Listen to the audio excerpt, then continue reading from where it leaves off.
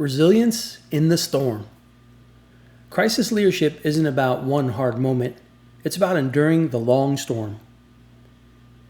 This week we've explored calm, decisiveness, clarity, and empathy. Today we close with resilience, the ability to endure when a crisis doesn't last just hours or days, but months or years. In 2020, as COVID-19 swept across the globe, New Zealand's Prime Minister, Jacinda Ardern, faced the daunting challenge of protecting a small island nation against a massive invisible threat. Borders closed, businesses shuttered, and families were forced into isolation. The crisis wasn't a single moment of impact, it was a marathon of uncertainty. Ardern's leadership stood out because she paired transparency with hope. She held daily press briefings where she delivered facts clearly and calmly. She answered tough questions from journalists without defensiveness, and she never sugarcoated the risks her people were facing. Now, at the same time, she spoke with warmth and humanity. Some of her most powerful, impactful moments came not from podiums, but from living rooms.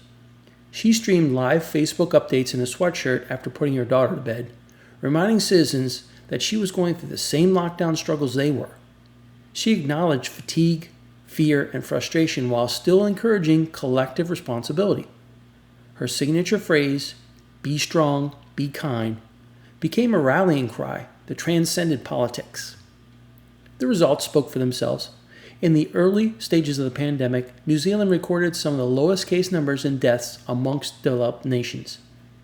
But perhaps more important than the statistics said, citizens felt they had a leader who wasn't simply giving orders from above. She was enduring alongside of them. Resilience in leadership doesn't mean being unshakable or even perfect. It means being consistent, honest, and hopeful across the long haul. Leaders who pace themselves, who balance truth with encouragement and policy with empathy, create a culture that can withstand not just the storm, but the fatigue of waiting for the storm to pass. The lesson from Ardern's leadership is clear. Crisis leadership is not a sprint to a solution. It is the daily discipline of showing up, staying steady, and reminding people that endurance itself is a form of victory. Here's a reflection prompt. How do you maintain your energy and clarity when a crisis stretches on longer than you expected? And your daily spark? Resilience isn't surviving the storm. It's learning to lead through it.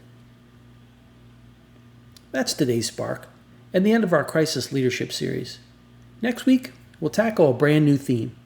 Until then, as always, I'm wishing you well.